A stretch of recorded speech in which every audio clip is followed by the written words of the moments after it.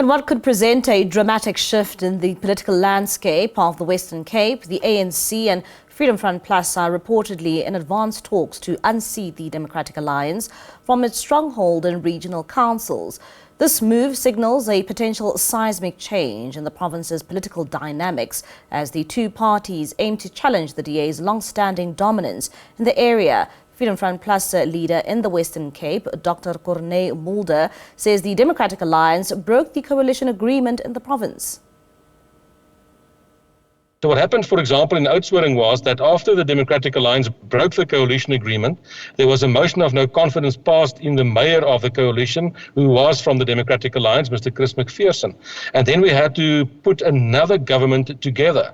What we then did was, in the spirit of what's happening in South Africa after the national and provincial elections, we extended an invitation to all parties in Oudtshoorn, including the Democratic Alliance, to try and see if we can form a government of local unity. Because if you look at the election results in Oudtshoorn, that was absolutely necessary to do so. The largest party had 7 out of 25 seats, so we had to form some kind of inclusive kind of arrangement. The Democratic Alliance was not prepared to participate, so all the other parties came together, the majority of them, 6 out of the 9, and we've now formed a government of local unity in Oudtshoorn. We elected a mayor from the Freedom Front Plus, a deputy mayor from the ANC, and the speaker is from the Patriotic Alliance, and some other more local parties are also part of this arrangement. It seems that the Democratic Alliance now wants to do and force us to do the same in Langeberg. We had a meeting last Wednesday for 3 hours to try and rectify the problems there, and we made it very clear that we are committed to that coalition. But the Democratic Alliance was not interested in trying to rescue that coalition. They came there in bad faith. I've got no doubt that they came in bad faith. And they came there to break this coalition up. For more on this conversation and to get the side of the Democratic Alliance, we now speak to DA Western Cape Chairperson Jaco Londt, and he joins us now via our video link. Jaco, thank you so much for your time this evening here in SABC News. Perhaps let's start off here. Where did it go wrong in your relationship with the Freedom Front Plus? Well, if you would allow me just to sketch a little bit of background. I mean, the Western Cape, we have 31 governments in total, and we have 30 municipalities, 1 provincial government. 7 of those governments, the DA is in opposition, and then there's 10 governments where we are in coalitions with different parties, and then 14 we have an outright majority. Now, the problem started before the election, where the Freedom Front voted out a DA mayor in Cape Agulhas. So it's a bit disingenuous by the leader of the Freedom Front in the Western Cape to say that we broke that agreement. They then came to Oudtshoorn and said that they have a personality issue with our mayor, and that if we remove our mayor, they are happy to go ahead. So what he just conveyed in that sound recording earlier was not true. But it's a trend where the Freedom Front is actively engaging with the ANC. We have voice recordings where the deputy leader engaged with smaller parties, including the ANC, to remove DA mayors elsewhere as well. And our suspicion, and I mean, it's frustrating because this is not what we need. We do not need instability in our governments. We do not need government and those that are in government that should roll out service delivery to look over their shoulder. But this is an ongoing trend, and we do think that this is maybe because the Freedom Front in the Western Cape did so badly in the election. They lost over 11% of their votes. And I think they did that by aligning themselves with something like Cape Exit, where I don't think the Freedom Front in the Western Cape truly wants to be part of South Africa, and where the majority of South Africans say we are going to work to fix this country. And if you compare the 2 most recent election results, the Freedom Front halved their percentage support from just under 3% to under 1.5%.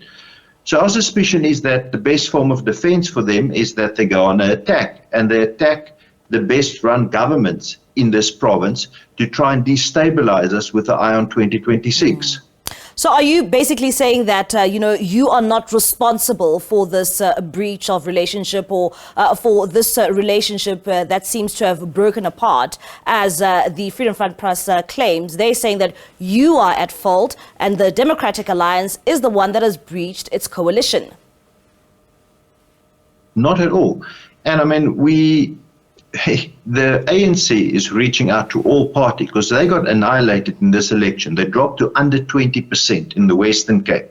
And they are reaching out to different political parties, trying to form this thing of a government of local unity. But you can't compare government of national unity to government of local unity. Nationally, there was the ANC that either had to go with Mkhonto weSizwe or the EFF, or the alternative where there's DA and other parties that have a proven track record of governing well. The Freedom Front is now trying to bring this to a local level, and that is not really going to work because they have a partner in a stable municipality where we've proven to govern well, and they choose to kick that partner out. So the ANC has reached out to different people. The Freedom Front has accepted that invitation from the ANC, and the Freedom Front in the Western Cape is now working actively with the ANC. Whilst we said no, we want to work as we have done and continue to offer better services. We're not perfect, but we try to deliver better governance where we are in charge. As the DA, are you concerned that the 10 coalitions in which you find yourselves in those councils, you may be unseated from power in those municipalities? It's a definite concern.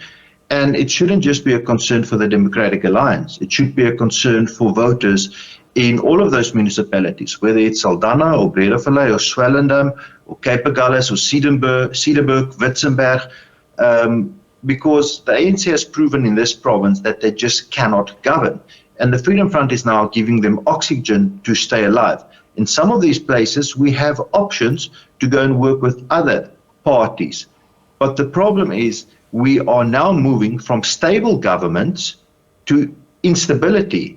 And it's only due to the Freedom Front in the Western Cape that got annihilated in this election, barely got one seat in the legislature, and are now trying to destabilize governments for their own short personal gain. Will you be reaching out to the Freedom Front Plus to try and see if you can find each other, particularly where they're saying that, well, it seems as if the DA is at fault here? Is there room for you to reach out to the Freedom Front Plus before, of course, they begin to form other coalitions with the likes of the ANC?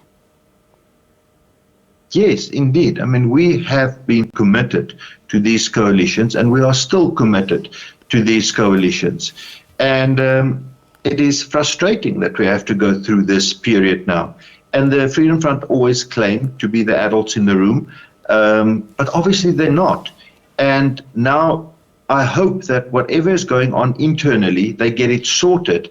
Because it's the voters of the Western Cape in those municipalities where there's coalitions that's going to suffer the most if they are now going to decide to further destabilize coalitions and then go into bed with the African National Congress. Earlier on, you touched on the ANC reaching out to other political parties after it reached out to form the government of national unity. Where does this place, or what does this mean in broader terms for the government of national unity? Because the ANC, the DA, yourselves, and as well as the Freedom Front Plus, you form part of the GNU on a national scale. So where does that leave this relationship, particularly because it seems as if, various political parties are beginning to move differently, be it in provincial governments or also be it in the local government level? Well, firstly, we set ourselves a goal in the Western Cape that we are removing ourselves from the negotiating table. Not a single political party wanted the DA to achieve an outright majority in the Western Cape. Not the ANC, not the Freedom Front, not the PA, Rise Mzansi, nobody.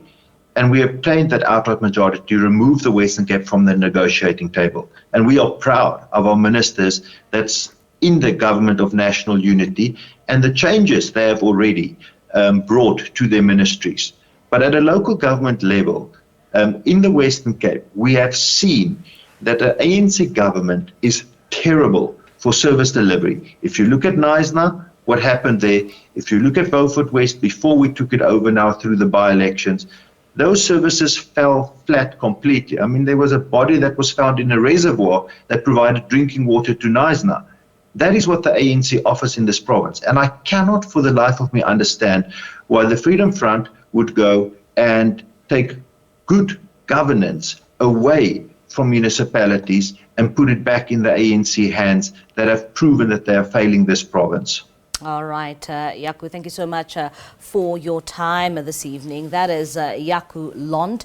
He is the DA Western Cape chairperson there, just giving us his insight when it comes to a relationship that seems to have broken apart, particularly when it comes to local government in the Western Cape. Also very interesting to see the dynamics of the government of national unity. While it exists on a national level, it seems as if it's not filtering down to the provincial governments as well as to local government level.